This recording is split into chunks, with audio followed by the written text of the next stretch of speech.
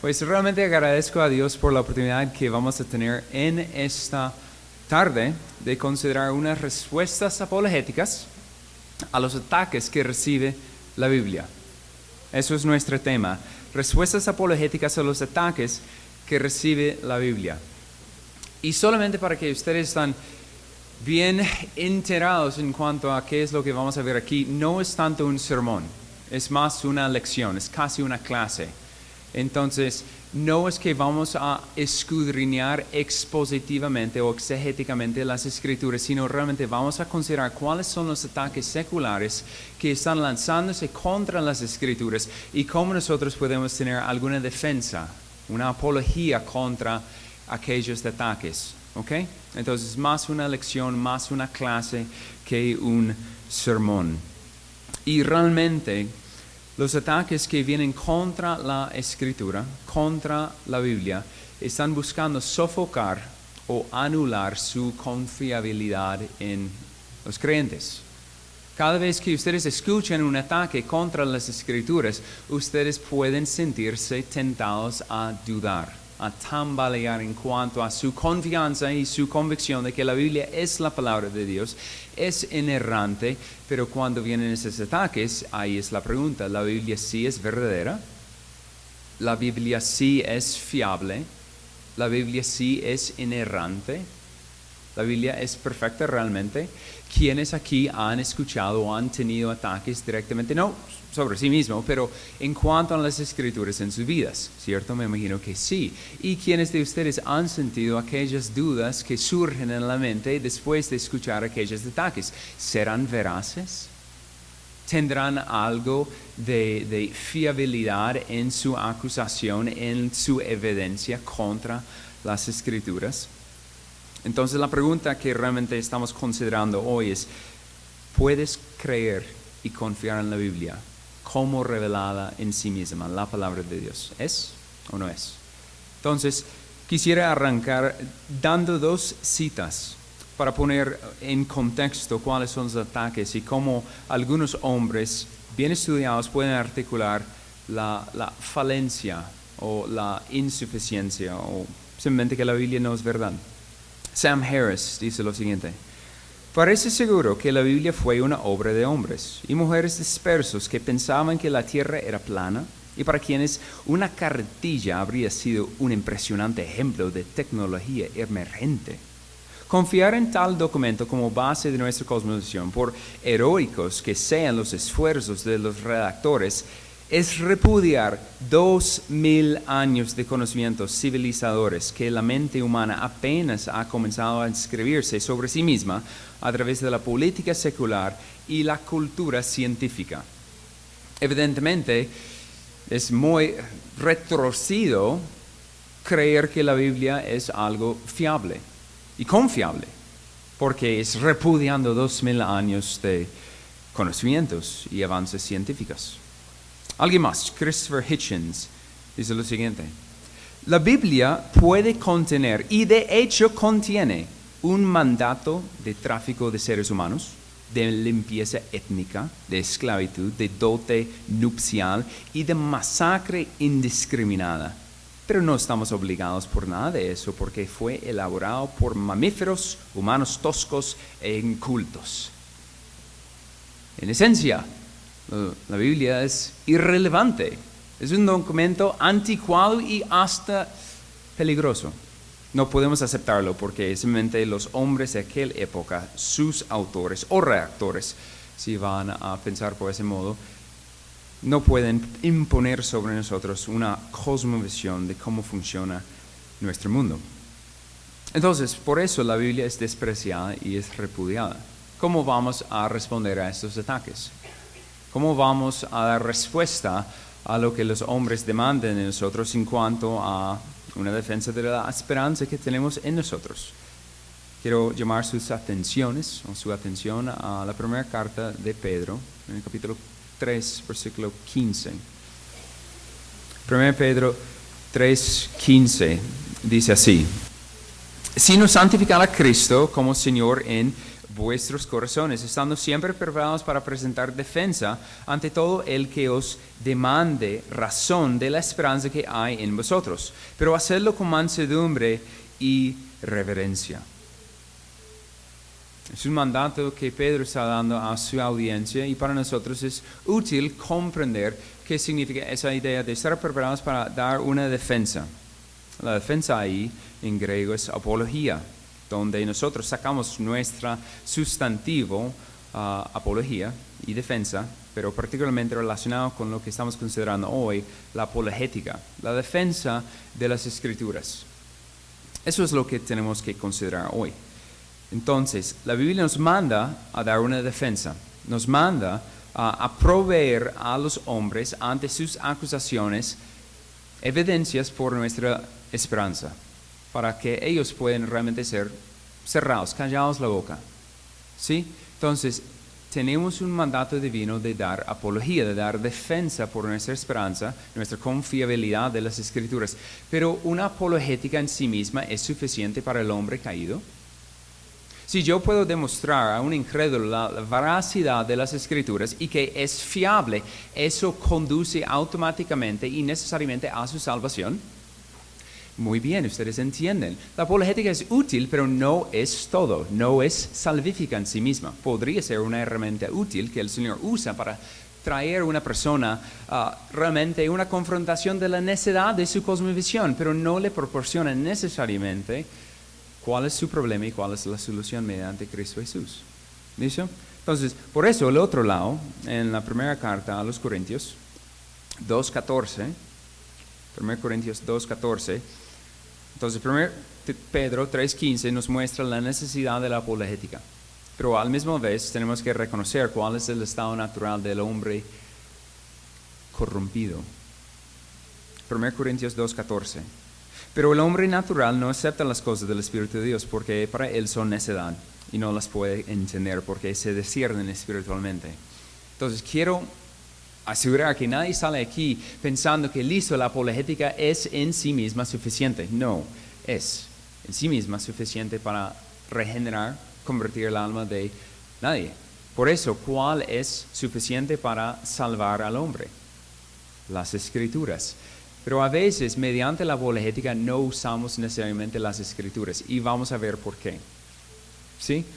Tenemos a veces que adentrar un poco en el mundo de los hombres, pero no perdiendo de vista lo que sabemos, lo que conocemos, y eso es un poco de presuposicionalismo, y eso en inglés es más fácil decir para mí, presuppositionalism. Voy a mostrarles un libro al final que podrían de pronto ojear o comprar para considerar cómo es eso, pero particularmente en el resto de hoy vamos a estar considerando cuáles son algunas de las respuestas apologéticas a algunos ataques que reciben las Escrituras.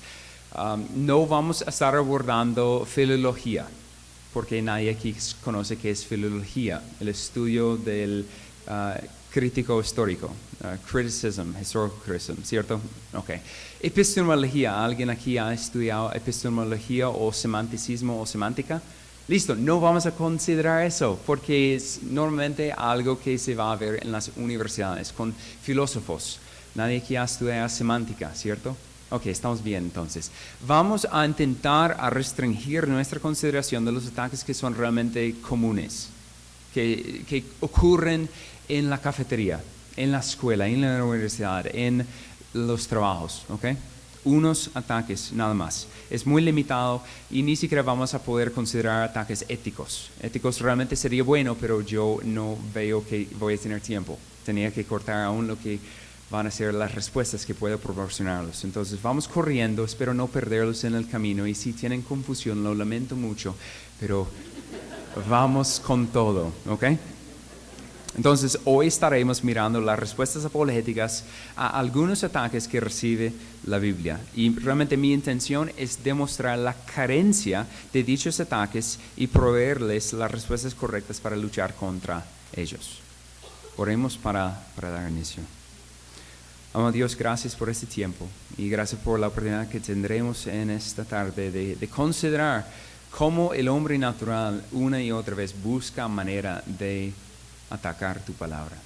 Eso no es nada nuevo, sino desde el huerto de Edén. La tentación de Satanás siempre es lo mismo, atacando y buscando sofocar tu palabra bendita. Ayúdanos en esta tarde a considerar cómo podemos ser hallados fieles para dar una apología, una defensa ante los hombres seculares y desprovistos del Espíritu Santo, para que podamos explicar cuál es la esperanza que tenemos en nosotros y por qué confiamos en tu palabra. Ayúdanos por amor de tu nombre. Amén. Entonces, voy a tomar agua antes.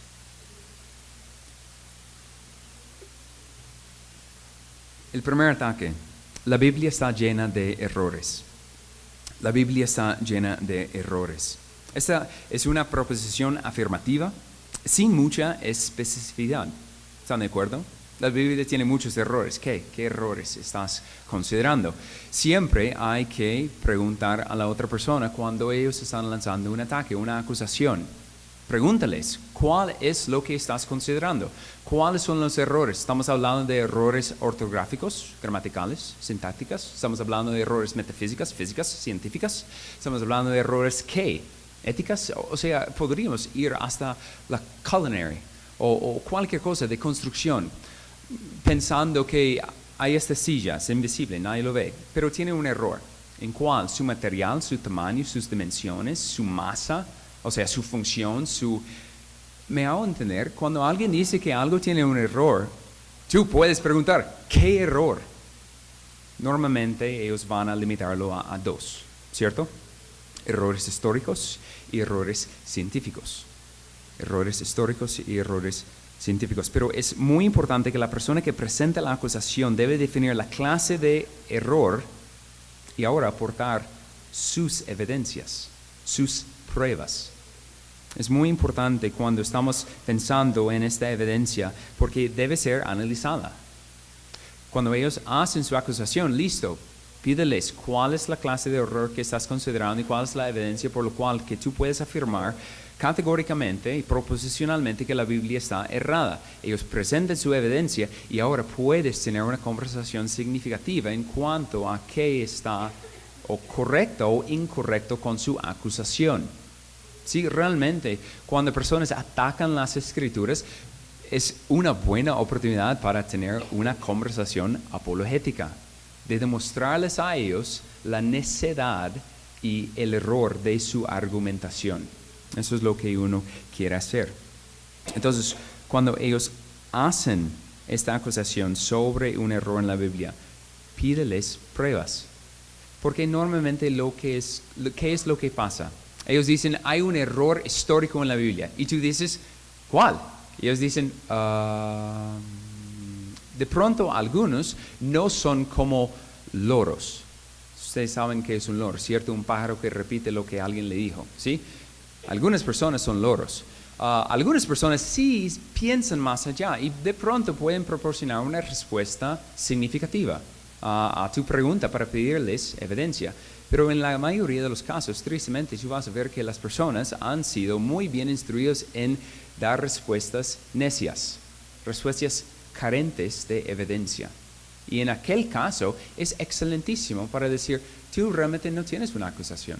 Tú tienes una acusación falsa, espuria, sin sentido y sin fundamento. Entonces, ellos, al igual que en el Tribunal de Justicia, es quienes deben aportar pruebas que sustentan su acusación. Entonces, pensemos primeramente en la Biblia que está llena de errores históricos. Es una acusación común que ellos afirman que la Biblia es históricamente incorrecta. Nuevamente, pregúntales, ¿cuál es el error? ¿Qué es su clase? ¿En qué libro de la Biblia está este error histórico que se puede investigar? Y es importante aquí considerar que ellos tienen que demostrar evidencia histórica. ¿Cómo así? Ellos tienen que demostrar evidencia histórica, podría ser algunas evidencias arqueológicas o evidencias de fuentes primarias. Fuentes primarias serían unos escritos de hace más de 2000 años, aproximadamente, 1900 años, y vamos a estar haciendo comparaciones de histórico con el Nuevo Testamento. Pero ellos tienen que demostrar algo de la historia que es antes, no hoy, no es una opinión moderna ni nada por el estilo, sino algo antiguo que demuestra que la Biblia en su historicidad está errada. ¿Me hago entender? O sea, no estamos lidiando con opiniones, pero muchas veces son simplemente eso, opiniones sin fundamento, y por lo tanto tú puedes descartar con mucha confianza su acusación como algo necia. Entonces, normalmente lo que pasa es que ellos van a decir, pues la Biblia está llena de mitología. Ustedes entienden mitología, ¿cierto? Normalmente con los cuentos greco-romanos. La mitología siendo una forma casi de narración ficticia, y ellos van a pintar que la Biblia contiene mitología. De pronto van a decir, pues no todo es mitológica, de pronto algunas de las cuestiones, pero mayormente es mitológica. Pues es difícil comparar la Biblia con la mitología. Espero que ustedes puedan responder por qué. Porque los autores bíblicos sustentan el significado de sus palabras en la historia. Es decir, si la historia no ocurrió, el significado desvanece. Es ilógico. O sea, por eso Pablo podría decir, si Cristo Jesús no haya resucitado de entre los muertos, nosotros de entre todos los hombres son los mayores de conmiseración. O sea, debemos ser realmente lastimados. Por eso es muy importante afirmar la historicidad de las Escrituras, porque el significado mismo de las Escrituras está arraigado en historia. Entonces, ellos normalmente van a negar la Biblia desde una presuposición naturalista a priori. Ustedes entienden esto, ¿cierto? Antes del argumento, ellos tienen una cosmovisión naturalista que dice, pues lo milagroso y lo sobrenatural no puede ocurrir porque no haya sido visto mediante el método empírico. Vamos a abordar eso más adelante con errores científicos, pero quiero mostrarles que aún en errores históricos y errores científicos ya hay una argumentación, una presuposición naturalista y materialista de estos hombres. Entonces, supuestamente existen errores históricos sobre los reyes, los nombres de los reyes, su orden en el tiempo, o sea, cuestiones cronológicas. A veces hay disputas en cuanto a ubicaciones de ciudades y los nombres de aquellas ciudades en su estudio diacrónico cuando ellos fueron fundados, o si cambiaron el nombre o cambiaron de ubicación. Entonces, mayormente ahí están las disputas, la historicidad de las escrituras, personajes, ubicaciones, nombres. No he perdido a nadie. Ok, vamos bien. Entonces, antes, por un tiempo, Daniel fue señalado, es un ejemplo para mostrar cómo eso funciona. Antes, Daniel fue señalado a identificar a Belsasar como el rey final antes de la destrucción del reino de Babilonia. ¿Cierto? Ustedes lo han leído en el libro de Daniel. Entonces, había sido creído por mucho tiempo que el rey no era Belsasar, sino Nabonido. Nabonido era supuestamente el rey, y por lo tanto los diferentes historiadores estaban diciendo, no, la Biblia es falsa, la Biblia erró aquí. Pero, ¿qué es lo que es bueno de la arqueología para una Biblia infalible, inerrante? La historia siempre va a corroborar lo que está contenido aquí, porque Dios no puede errar. Entonces, detrás del descubrimiento del cilindro de Nabonido, si ustedes quieren, lo pueden buscar en línea, fue descubierto en 1854. Se dio cuenta que Nabonido, antes de Ciro y su ejército hubiera cercado, él se fue para pelear con él, dejando a Belsasar a cargo de los soldados dentro de la ciudad. ¿Y quién era el rey de Babilonia en el tiempo de Daniel? Era Belsasar. O sea, un descubrimiento, algo lindo que Dios guardó, preservó en la historia para que podamos tener cierta veracidad. Ahora, ¿necesitamos estos descubrimientos arqueológicos para tener confianza en las Escrituras? Pero ayuda, y ahí puedes abordar con estas personas, diciendo que este supuesto descubrimiento arqueológico demostró que no existe. Por tiempo estaban diciendo que, creo que era Nínive y Jericó y ahí, no eran ciudades reales, no habían sido descubiertos, hasta que fueron descubiertos, excavados, investigados y, wow, perdón, no dicen perdón, no dicen que hemos equivocado. Simplemente dicen, bueno, hay otros nombres de otros reyes que no han sido concordados mediante una correspondencia histórica. Y por lo tanto, eso es simplemente inventado por los autores bíblicos. Es curioso que es su forma de pensar. Algunos no aceptan, por ejemplo, el diluvio global. Podríamos considerar esto como un error científico, pero podemos también considerarlo como un error histórico. Ellos dicen debe ser un error, pero la evidencia terrestre favorece el diluvio.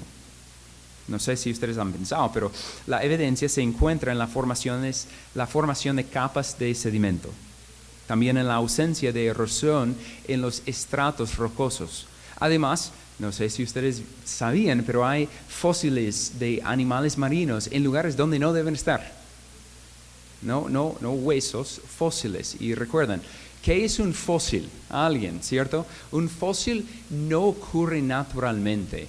Un fósil necesita ser algo donde hay un animal que muere y inmediatamente está cubierto por sedimento. Y ese sedimento tiene que ser un poco comprimido por presión y de repente tienes un fósil después.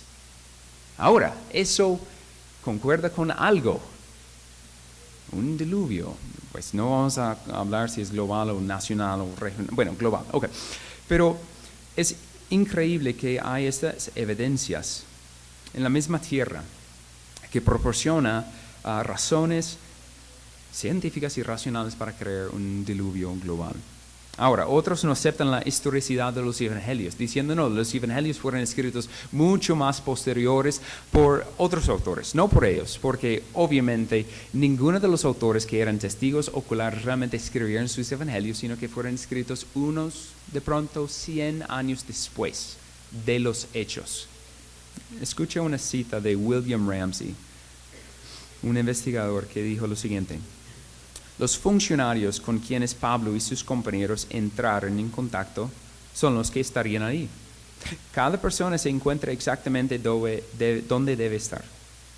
Procónsules en las provincias senatoriales, asiarcas en Éfeso, estrategos en Filipos, politarcas en Tesalónica, magos y adivinos en todas partes. Si ustedes quieren mirar algo que es increíble, Lucas en Hechos de los Apóstoles pone cada persona, cada funcionario y cada nombre particularmente del tiempo del Imperio Romano precisamente. No hay ninguna evidencia que haya sido escrito después por 100 años, sino es evidente que no, fue alguien particularmente de la época que sabía incluso los términos cambiantes de su tiempo. No se equivocó, perfectamente registrando la historia hasta tal punto que la Biblia es una buena fuente primaria ante el cual se puede hacer corroboraciones con otras fuentes primarias de la época. Por tiempo, estaban diciendo que Lucas equivocó porque estaba asignando un título de politarca para designar el gobernante de la ciudad de Tesalónica. Pero, ¿sabes qué? Hay investigaciones y excavaciones arqueológicas y de repente ellos descubren, qué pena, descubrimos unos títulos en Tesalónica que habla de este funcionario que sí existió y su nombre era igual, politarca. Entonces, bueno, no se podría negar la historicidad de los evangelios, es muy difícil. Entonces otros van a negar la historicidad de Jesús. ¿Cierto? ¿Quiénes lo han escuchado? Jesús no existió, no era una figura real. Pues es difícil negar la historicidad de Jesús. Bueno, si incluso quitamos los evangelios, quitamos todo el Nuevo Testamento, tenemos 3 fuentes primarias, no secundarias, primarias, que corroboran la historicidad de Cristo. ¿Ustedes sabían eso? Algunos sí. Okay. Tenemos Josefo, Plinio y Tacto. Quiero leerles una cita de Josefo en las Antigüedades de los Judíos. Adiós, sí. Por aquel tiempo vivía Jesús, un hombre sabio, si es que hay que llamarlo hombre, porque él hizo obras sorprendentes y fue maestro de gente que aceptaba la verdad con gusto. Se ganó a muchos judíos y a muchos griegos. Él era el Cristo. Cuando Pilato, al oírlo acusado por hombres de la más alta posición entre nosotros, lo había condenado a ser crucificado, aquellos que en primer lugar habían llamado a amarlo, no abandonaron su afecto por él. Al tercer día se les apareció resucitado, porque los profetas de Dios habían profetizado estas y muchas otras cosas maravillosas acerca de él. Y la tribu de cristianos, llamada así en su honor hasta el día de hoy, no ha desaparecido. Eso no es un cristiano escribiéndolo, eso es Josefo. Ahora hay debate en cuanto a manipulación del texto y hay algunas personas que están buscando cómo descifrar qué es lo que realmente Josefo hubiera escrito y si hay algunas insertaciones por cristianos, lo cual es posible, pero no niega el hecho de que él reconoció a Jesús como una figura histórica. Bueno, para su información, hasta la fecha, 25,000 descubrimientos arqueológicos han confirmado una variedad de testimonios encontrados en las Escrituras. 25,000 evidencias arqueológicas atestiguan personas, nombres, ubicaciones, y eso es increíble. Ahora, ¿cuánta evidencia arqueológica viene interpretada fielmente? Porque la arqueología no viene con la interpretación correcta, eso es cierto. Sí, ¿cuánta evidencia arqueológica contradice las Escrituras? Pues hasta la fecha no existe. Las personas, cuando deben existir, existieron. Los lugares estaban en los lugares donde deberían estar y por lo tanto podemos tener confianza que alguien que hace el ataque de que la Biblia está llena de errores históricos está inventando de la nada. Y ustedes pueden decirle, muéstrame tu evidencia, muéstrame cómo llegas a esta conclusión, porque realmente es una necedad. Errores históricos. Continuando, la Biblia está llena de errores científicos. Hay quienes afirman que la Biblia es anticientífica. ¿Quiénes no lo han escuchado? Nadie. Ok, bien, sigamos al siguiente. No. Hay una presuposición, como hemos visto, de materialismo, lo que presupone un antisobrenaturalismo. Los milagros no pueden ocurrir. No hay forma de validarlo. ¿Y hay una forma de validar los milagros de las Escrituras desde el estudio científico? No. ¿Cómo vas a poder hacer las pruebas sobre algo que ya ocurrió? Es interesante porque ni siquiera puedes utilizar el método empírico para estudiar la historia, porque no es su función. ¿Ustedes entienden eso, sí? Algunos sí, algunos no. Okay. Normalmente cuando están mirando y buscando para comprobar historia, no usan el método empírico, sino que se usa el método probatorio de los cortes legales. Ustedes tienen diferentes testigos que se levantan y hablan en cuanto a su testimonio. ¿Okay? Entonces, cuando ellos dicen, no creo en la Biblia porque tiene cuestiones de milagros y eso nuevamente es una argumentación a priori, antes del hecho. O sea, ellos van a negarlo una y otra vez porque no hay forma en que se puede comprobar. Ahora quiero leerles una cita de uno de los ateos más conocidos hoy, de Richard Dawkins. Él dice lo siguiente: la historia del Génesis es simplemente una que fue adaptada por una tribu particular de pastores del Medio Oriente. No tiene un estatus más especial que la creencia de una tribu particular de África Occidental de que el mundo fue creado a partir de excrementos de hormigas. Él es muy amable, pero tiene sentido, él es muy coherente, no en todo. Y lo veremos ahora. La sorpresa es que la Biblia no es anticientífica. Ahora, ¿es cierto que la Biblia hace afirmaciones científicas? No tanto, pero hace afirmaciones de una cosmovisión en base a un mundo creado por un creador. ¿Okay? Entonces, desde ahí tenemos que decir que es bastante bien documentado que la ciencia moderna surgió debido a la cosmovisión que impregna la Biblia. Nuevamente, si alguien dice, la Biblia está llena de errores científicos, ustedes pueden preguntar, ¿cuáles errores científicos? Demuéstremelos y pueden tener una práctica. Ahora, en cuanto a cómo la Biblia y cómo la cosmovisión, no solamente teísta, sino trinitaria, debido a las Escrituras, es impresionante cómo desde ahí y solo desde ahí surgió la ciencia moderna. Mira históricamente quiénes fueron los científicos y fueron cristianos. ¿Por qué? Porque cada otra cosmovisión nunca podría imaginar hacer o cometer semejante sacrilegio como estudiar la deidad. No podrían empezar a hacer experimentos sobre los cosmos porque los cosmos son Dios. Por lo tanto, solamente desde la cosmovisión bíblica trinitaria, que ellos pueden decir, Dios es el creador, la creación es el despliegue de su sabiduría. Podemos estudiar su creación porque su creación no es una extensión de sí misma y podemos maravillarnos y ver su gloria mediante esta creación. Podemos ver la sabiduría de Dios. Entonces, por eso, si ellos dicen, no, es algo muy anticientífica la Biblia, y los cristianos, pues, repudiar, decir, mira, ustedes saben que los cristianos de hecho impulsaron la ciencia moderna. De pronto para algunas personas no es un buen argumento, pero es un punto interesante de considerar. Ahora, el ataque principal hoy en día es de la evolución o el humanismo evolutivo, ¿cierto? ¿Quiénes aquí han escuchado evolución en la escuela? Nadie, ok, voy a seguir. Cuando pensamos en la evolución, tenemos que asegurar que estamos hablando de la misma cosa, ¿cierto? Cuanto a la evolución, vamos a estar considerando mayormente la teoría de darwinismo. Yo sé que algunos que son creyentes en la evolución no van a estar de acuerdo con su teoría, pero bueno, más o menos consideramos la selección natural mediante descendencia con modificación debido al azar, la teoría del Darwin. Pero aún él en su libro, The Origin of the Species, tú puedes leer cómo él mismo afirmó que era una teoría.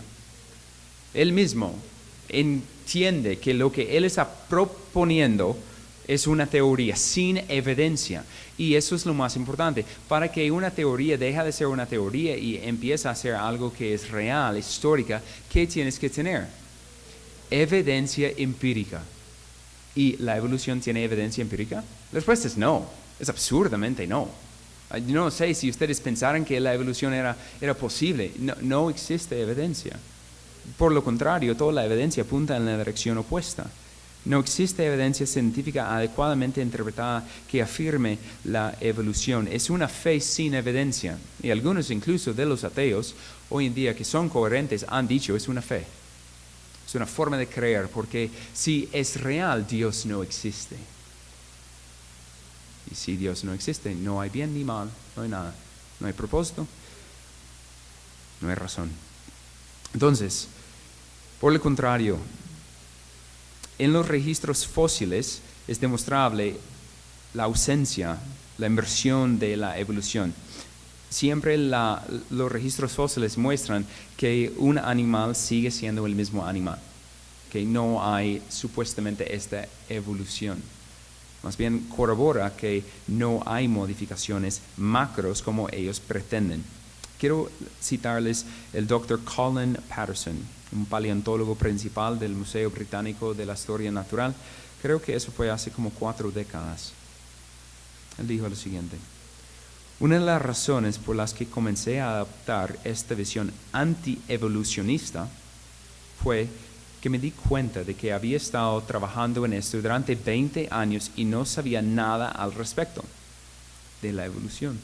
Así que durante las últimas semanas he intentado hacer una pregunta sencilla a varias personas y grupos de personas. La pregunta es, ¿puedes decirme algo que sepas sobre la evolución? Algo que sea cierto. Intenté hacerle esa pregunta al personal de geología del Museo Field de Historia Natural y la única respuesta que obtuve fue silencio. Lo probé con los miembros del Seminario de Morfología Evolutiva de la Universidad de Chicago, un organismo muy prestigioso de evolucionistas, y lo único que obtuve fue silencio durante mucho tiempo. Y finalmente una persona dijo, sé una cosa, no debería enseñarlo en la escuela secundaria. Hablando de la evolución, no se debe enseñar en las escuelas secundarias. ¿Por qué? Es una teoría, es algo sin evidencia, sin pruebas. Y es impresionante la cantidad de personas que son loros, buenos loros, repitiendo una y otra vez lo mismo. O sea, si alguien quiere decir que salió de un mono, que salió de una rana o un pescadito, ¡qué tristeza! Pero en base a su cosmovisión, ellos no tienen nada en cuanto a lo que es moral. O sea, si tú preguntas a un ateo coherente si Auschwitz, si el holocausto de los judíos fue mal, ellos no pueden decir sí, absolutamente. Ellos tienen que decir, pues para ellos no. pero yo creo que para mí sí está mal. Pero mal es un término de moralidad. Ni siquiera pueden usarlo coherentemente. Entonces es impresionante ver cómo esta cosmovisión destruye no solamente un ataque contra la Biblia, que la Biblia es anticientífica, pero en cuanto a cualquier capacidad de que haya moralidad en el mundo. Entonces cabe señalar que la evolución macro en muchos casos debe presuponer la eternidad de la materia. Muchos que son evolucionistas deben presuponer no solamente la eternidad de la materia, sino la existencia de las leyes de termodinámica. Eso es absurdo. O sea, pensando que la materia es eterna y que había ya sido establecidas leyes fijas. Espero que ustedes entiendan cuán ilógico que es eso.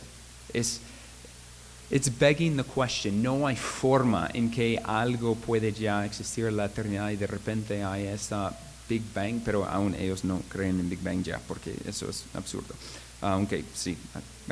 No existe proceso observable conocido mediante el cual se puede agregar información genética a un código de genética. Si la ciencia se alaba a sí misma, se jacta por el método empírico, mediante el método empírico, la evolución es una fantasía. ¿Ok? Ok. Entonces, 3 afirmaciones al final. Vida no surge del inerte. Orden no surge del caos. Algo no surge de la nada.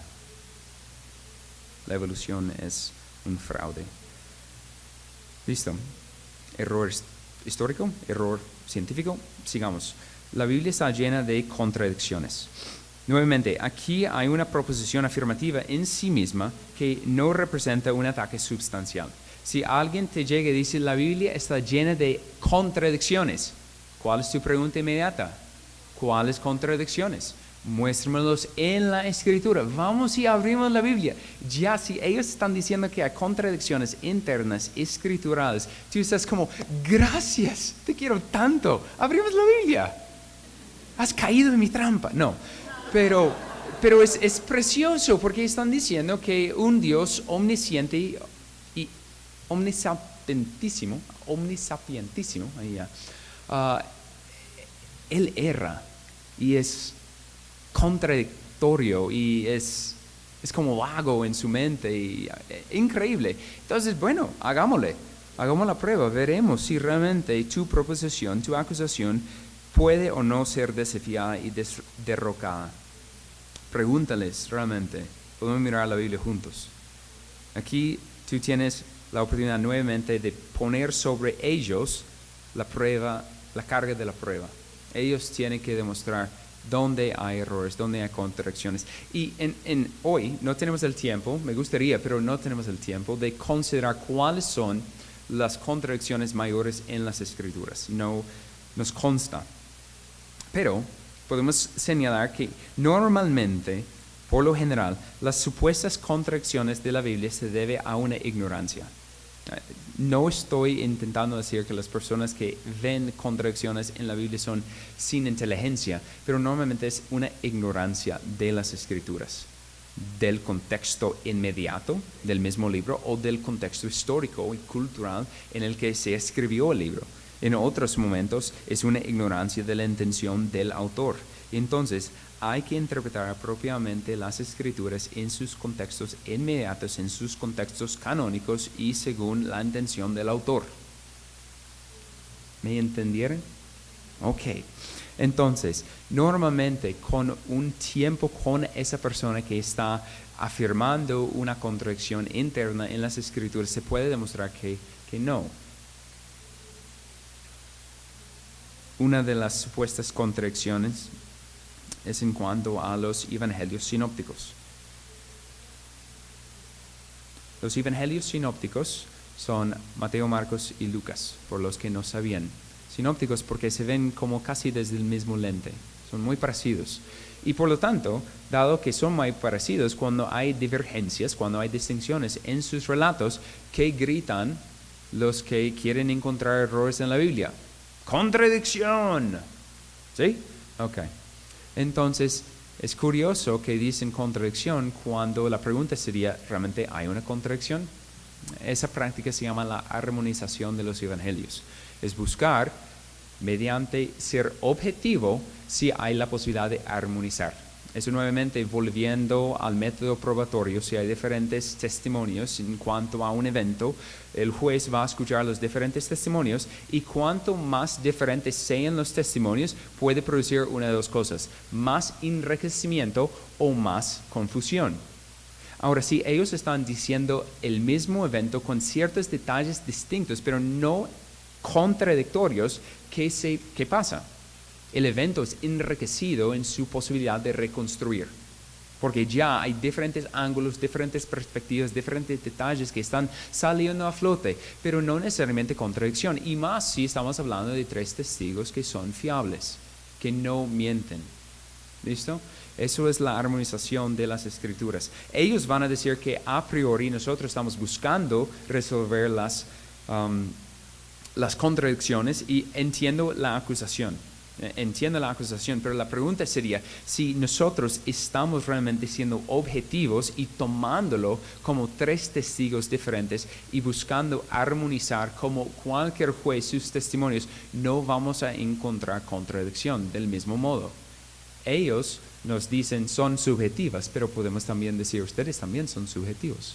Ustedes están buscando errores, ustedes están buscando contradicciones. Si intentamos ser objetivos, pues bueno, claro, yo vengo con la presuposición que Dios no puede contradecirse a sí mismo. Lo afirmo, sin vergüenza. Pero eso no significa que entonces yo tengo que decir, bueno, vamos a buscar las contradicciones como locos. No lo voy a hacer. Entonces, además, pensando en eso en cuanto a los evangelios sinópticos, ¿en la historia ha existido alguna biografía o una historia exhaustiva? La respuesta es no, jamás. Imagina intentando escribir un solo día de su vida. Qué locura, no quiero leerlo, pero pueden imaginarlo. La cantidad de detalles externas y internas que uno tendría que registrar para realmente ser un testigo fiel. Y ahora, eso es muy importante, los evangelios no son exhaustivos, son selectivos. Se enfocan en unos años de la vida de Jesús y particularmente en una semana. Pero ser selectivo, debido a la intención del autor, no es ser engañoso, no es ser distorsionativo. ¿Eso es una palabra? Bueno, no es distorsionar, sino podemos ver realmente la riqueza de las intenciones de los autores. Y cuáles eran sus propósitos, cuáles eran sus matices que ellos querían resaltar más que cualquier otro. ¿Okay? Entonces, eso es muy importante cuando ustedes escuchan el ataque, que la Biblia está llena de contradicciones. Excelente ataque. Dices, gracias, Dios te ha enviado a mí. Abrimos la Biblia y veremos cuáles son esas supuestas contradicciones. Listo. Tengo tiempo. No tengo tiempo. Vamos a ir corriendo un poco. Otro ataque. La Biblia ha sido irremediablemente corrompido a través de la transcripción. La Biblia ha sido irremediablemente corrompida a través de la transcripción. Ahora, normalmente este es un ataque que van a escuchar en los Estados Unidos. No está aquí. He consultado con varias personas de Latinoamérica y no está aquí, gracias a Dios. Pero ¿quiénes aquí quieren ir a los Estados Unidos para estudiar, para hacer algo? Nadie. Es un país pésimo. No. Está más o menos. Pero ellos tienen eso. Aquí normalmente es que la Biblia ha sido perdida por causa de las traducciones. Ustedes han escuchado algo de las traducciones, quejas de las traducciones. Bueno, no es tanto en cuanto a las traducciones, sino es en cuanto a su proceso de transmisión. La Biblia no fue escrito en español, gracias a Dios. Tampoco en inglés. Fue escrito en hebreo, griego y unos capítulos en arameo. ¿Okay? Entonces, la pregunta es en cuanto a estos textos. Ese ataque desacredita la veracidad de la Biblia por cuanto no existen los manuscritos originales, los autógrafos. Ahora, ¿hay un manuscrito original de la Biblia? No existe. Entonces, ¿qué tenemos? Tenemos copias de copias de copias. Ahora, la pregunta es si mediante este proceso de transmisión, la transcripción mediante escribas, femenina, escribas, se haya mantenido, haya preservado la integridad de las escrituras. ¿Ha sido posible o se haya perdido? Ellos van a decir, se haya perdido, no lo podemos reconstruir, no lo podemos descubrir. No hay forma, no hay manera. Y por lo tanto, bailas. Ahora, el ataque al Antiguo Testamento es menor. El ataque al Antiguo Testamento es menor. ¿Y por qué? Porque el proceso de la transmisión del Antiguo Testamento era más rígido. Ellos sí tenían, uno podría llamarlo, unas profesiones en cuanto a transcribir documentos. No solamente religiosos, sino incluso legales. Y por lo tanto, ellos tenían algo más restringido, más controlado, en el buen sentido de la palabra, más cuidadosos. Y además, ellos no tenían la intención misionera. Y veremos, a diferencia del tiempo del Nuevo Testamento, el Nuevo Testamento ellos querían esparcir la palabra de Dios por todas partes, mientras que los judíos solamente querían reproducirlo para sí mismos y mantenerlos normalmente después del tiempo del exilio ya en las sinagogas, pero posteriormente a ellos en las ciudades de refugio de los levitas y en Jerusalén. O sea, realmente 6 ciudades y el capital. No tenían necesidad de reproducir con tanta frecuencia. Por lo tanto, el ataque dice que solamente tenemos copias de los autógrafos cientos de años después y por lo tanto no sabemos exactamente lo que dijeron los autores originales. No lo podemos encontrar. Ahora, muchas veces ese ataque conjetura que hubiera sido mejor así, que Dios en cada transcripción de la palabra de Dios estaría guardando el escriba para que escribiera cada palabra perfectamente. ¿Dios podría haberlo hecho de esa forma? Podríamos decir sí, pues no es algo pecaminoso, no contradice a Dios, pero esencialmente sería repitiendo el proceso de la inspiración cada vez que haya una transcripción. ¿Ustedes entienden la locura de eso? Ok, ahora alguien más dijo, pues si no lo hace, Dios lo mata y ¡pum! Ya, changa. Pero eso tampoco es bueno.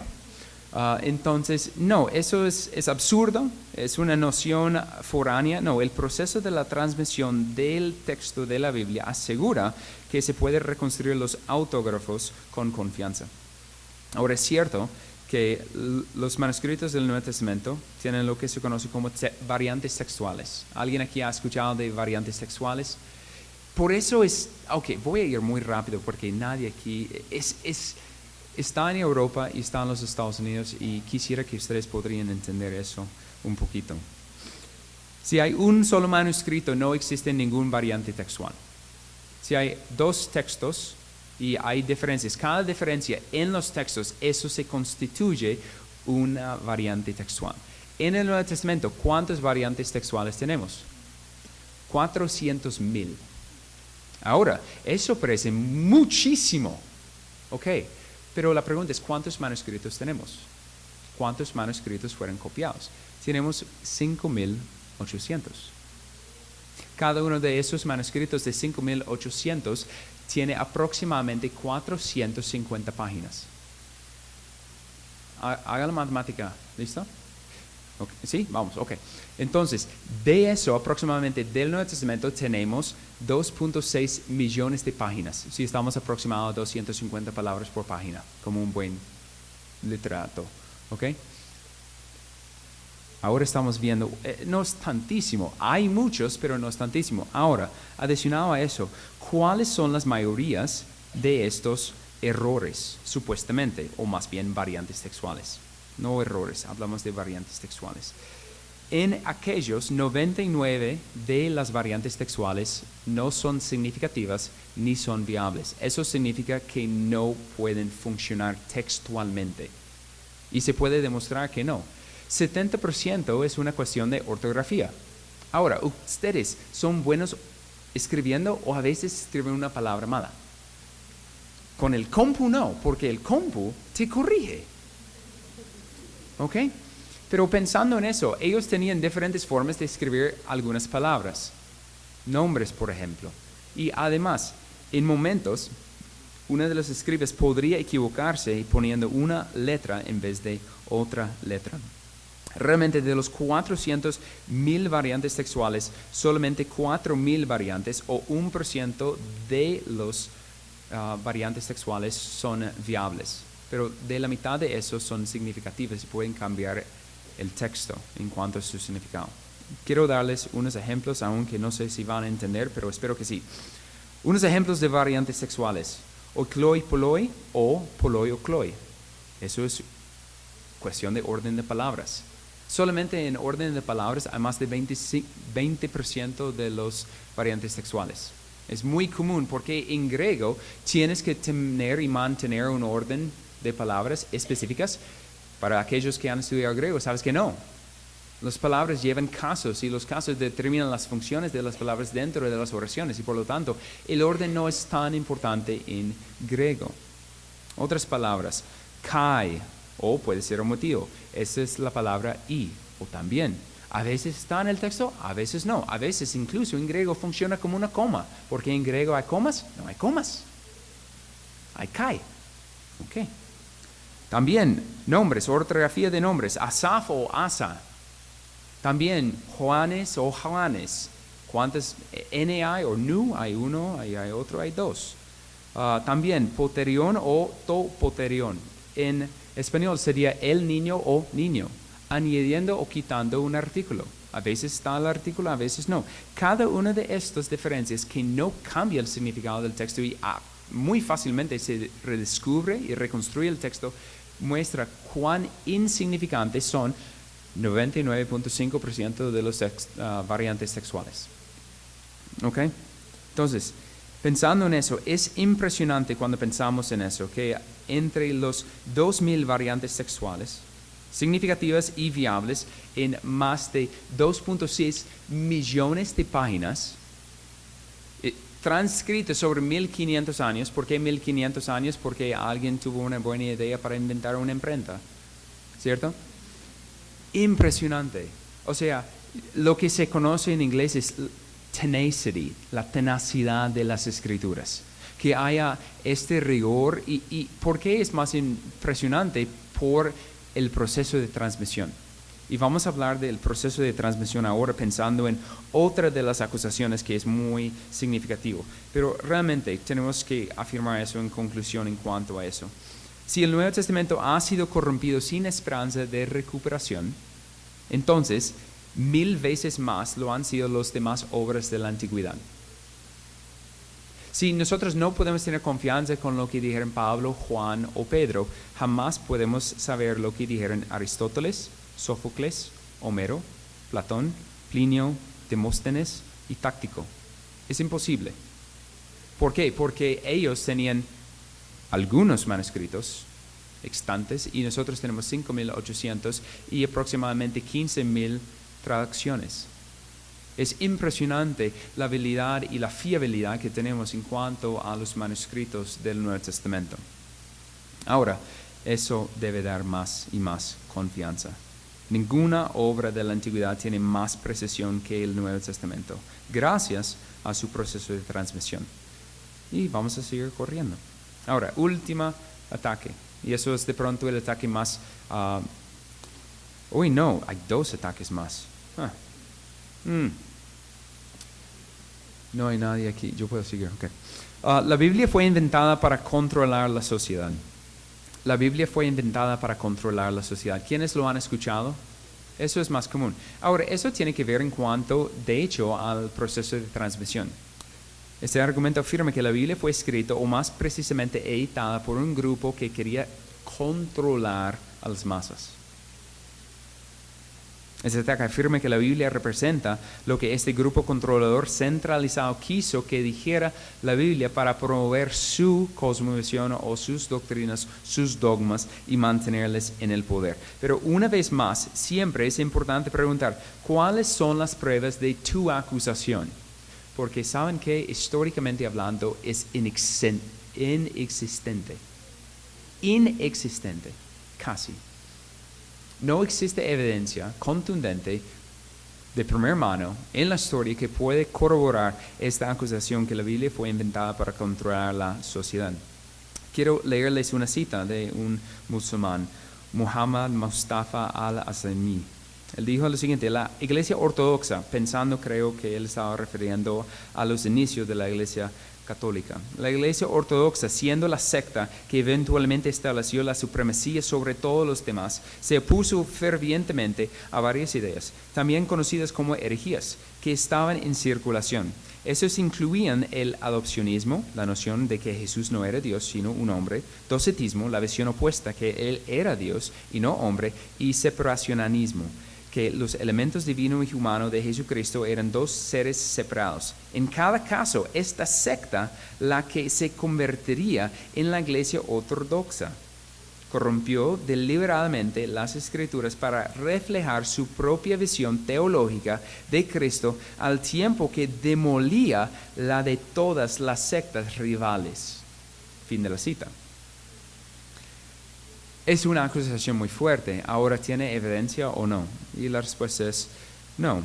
Normalmente ellos van a apuntar al Concilio de Constantinopla, como el tiempo en que esta revolución ocurrió en la historia de la iglesia cristiana, posteriormente ya la iglesia de Constantino.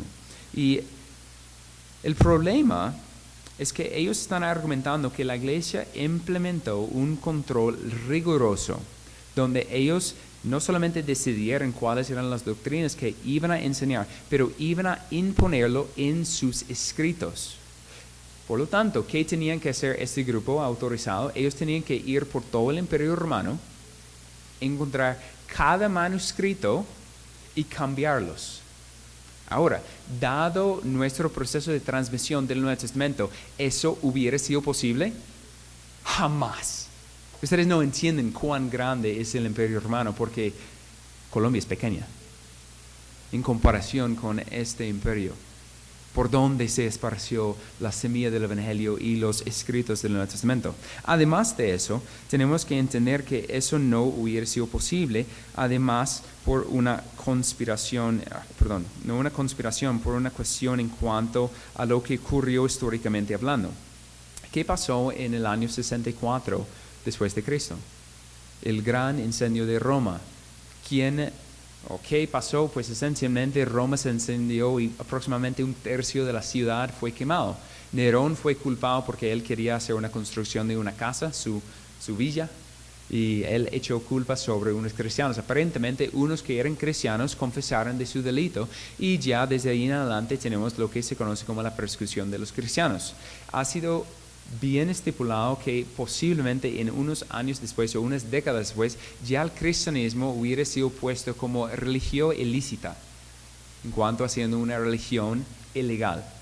¿Y qué pueden hacer los romanos ahora contra los cristianos? Porque ellos son religión ilícita, ellos pueden perseguirlos, ellos pueden hacer lo que ellos quieren en contra de los cristianos. Y por lo tanto, ahora, ¿cómo hubiera sido posible en un tiempo en que había esta transmisión muy abierta, cristianos viajando de ciudad a ciudad? Ay, ¿tú tienes la epístola a los romanos? Ay, déjame, yo voy a sacar una copia para mi familia en la casa.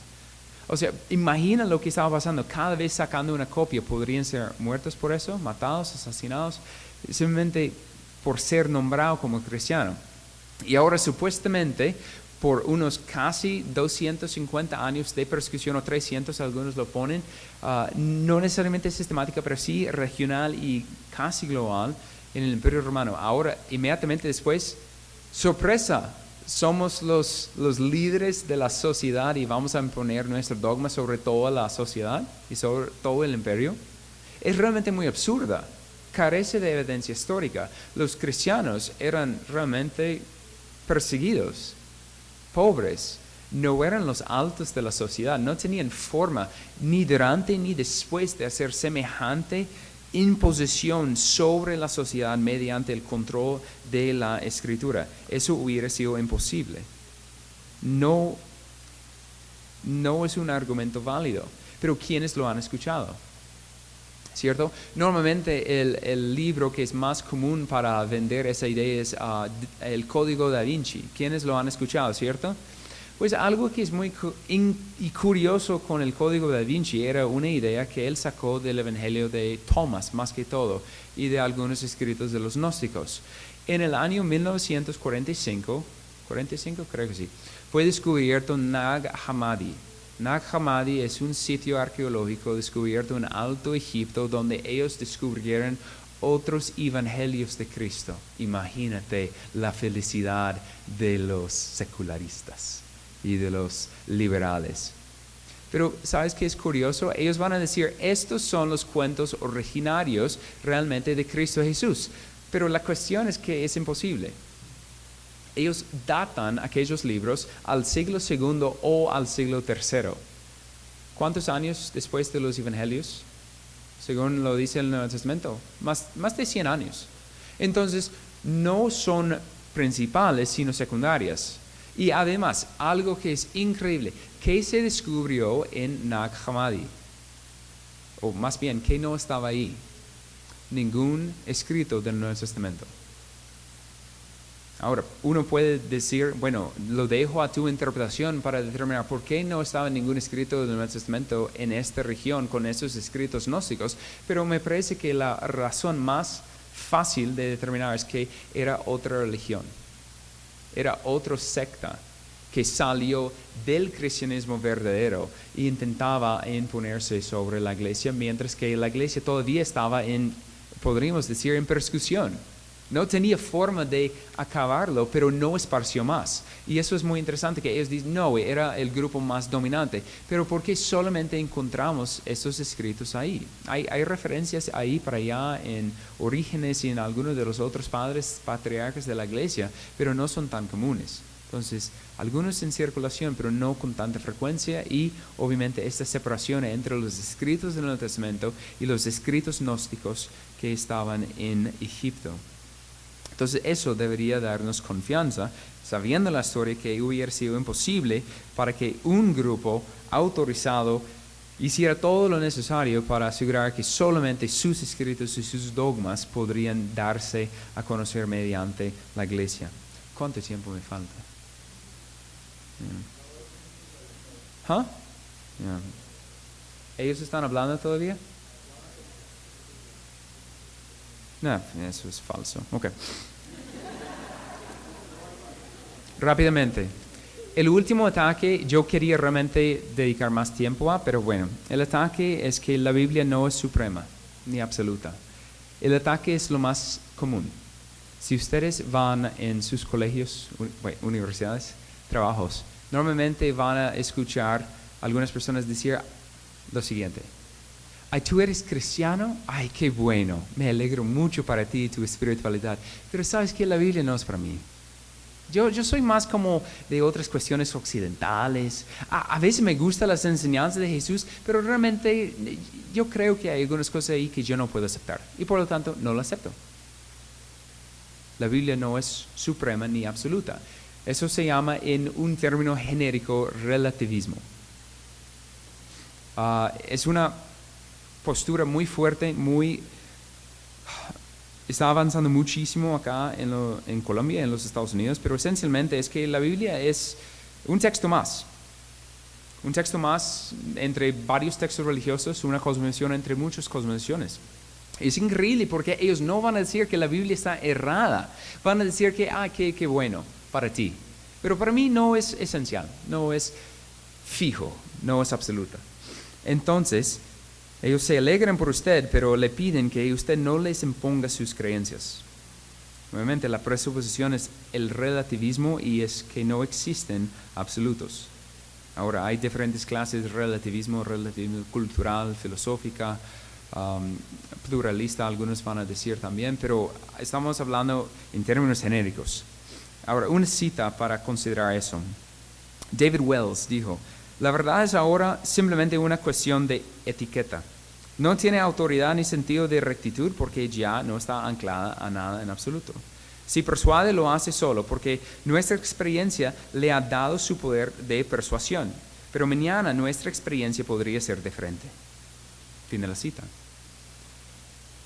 La verdad es mutable, aparentemente. La verdad es relativa, pero eso es absurda. Ellos están diciendo: tu verdad, tu forma de pensar es relativa, no hay verdades absolutas. Pero ¿sabes por qué es absurdo decirlo? Porque su afirmación es una verdad o una afirmación absoluta. sea, contra su propia formulación filosófica, ellos mismos se niegan a sí mismos la veracidad y la fiabilidad de hacer semejante acusación o afirmación proposicional. Y por lo tanto, tú puedes decir, tú eres absurdo, eres incoherente, inconsistente y simplemente un necio. Suena fuerte, pero es la realidad de este pensamiento relativista. No tiene sentido, ni es muy incoherente. Es una posición ilógica y es insostenible realmente ante este mundo. Y solamente tú podrías preguntarles, ¿podrías imaginar viviendo en un mundo relativista donde la matemática, la lengua, la medicina o el derecho fueran relativos y que cada día estará cambiando según el capricho de todos? Ellos van a decir, no, el relativismo es solamente en cuanto a algunas verdades o algunos pensamientos fundamentales en cuanto a la ética. No, tú tienes que ser relativista en todo o en nada. Hay verdad absoluta en todo o en nada. Bueno, en conclusión, porque ya el tiempo se fue, no sé dónde, pero se fue. La Biblia está siendo atacada desde varias fuentes, desde varias cosmovisiones y presuposiciones sin competencia. Hay que presionar al acusador para que sostenga su acusación con evidencia objetiva y apropiadamente interpretada. Cuando ellos hacen sus acusaciones, tú tienes todo el derecho de preguntar, muéstrame tu evidencia. Ellos llevan la carga de la prueba, no usted. Eso es muy importante mantener en vista. Pero al mismo tiempo hay que recordar lo que el salmista dijo en el Salmo 14:1. El necio ha dicho en su corazón, no hay Dios. Se han corrompido, han cometido hechos abominables, no hay quien haga el bien. Estas cosmovisiones y presuposiciones que llevan los hombres desprovistos de Dios son en rebelión contra Él. Entonces, tú puedes ganar el argumento, puedes golpearles en la cabeza mostrándoles la incoherencia de su cosmovisión, porque realmente es posible, porque es incoherente vivir en el mundo que es de mi Dios y decir que tú no eres su criatura. Pero ¿eso es en sí mismo adecuado? ¿Quiénes aquí quieren ganar debates? ¿Quiénes aquí quieren ganar almas? ¿Ven la diferencia? Ahora, algunas personas quieren unir los dos, pero veremos si es posible. Mi ánimo para ustedes es que si alguien ataca la Biblia, aproveche la oportunidad para así defender la fe, demostrar una apología coherente, consistente, bíblica, presuposicional, confiando en la veracidad de las Escrituras, pero al mismo tiempo conduciendo la conversación para que tú puedas proclamar a Cristo. ¿Qué importa que ellos están convencidos? Sí, la Biblia es verdad, pero odio el Salvador. Porque ¿qué? Tú puedes manifestarles la verdad. Cristo, la verdad encarnada. Los hombres vieron su gloria. ¿Y qué hicieron con ese hombre de gloria? Lo mataron. Entonces, es insuficiente en sí mismo mostrar verdad proposicional y a veces mediante la apologética. Pero puede ser útil. Dios puede mostrar al necio la necesidad y mediante eso convertir y confrontarle en cuanto a su pecado. Pero aprovecha las conversaciones que tienen con sus amigos, conocidos, incrédulos, para proclamarles a Cristo. Cada conversación que es apologética en naturaleza se debería dirigir hacia el evangelismo. A veces no es posible, pero podemos hacer nuestro mayor intento para aprovechar los días, porque definitivamente son malos. Perdón por tomar tanto tiempo. Oremos. Amado Señor, te damos gracias por este tiempo y ayúdanos a tener más confianza en tu palabra. Ayúdanos a confiar que tu palabra es inerrante. Cualquier ataque que viene contra ella no es un ataque contra lo que pensamos, es contra tu realidad. Es contra el mundo en que vivimos y es en contra de ti. Ayúdanos a ser pacientes bajo la presión y bajo las conversaciones que podemos tener que son incómodas, pero darnos la confianza que tú, mediante la exposición fiel de tu palabra, puede salvar almas.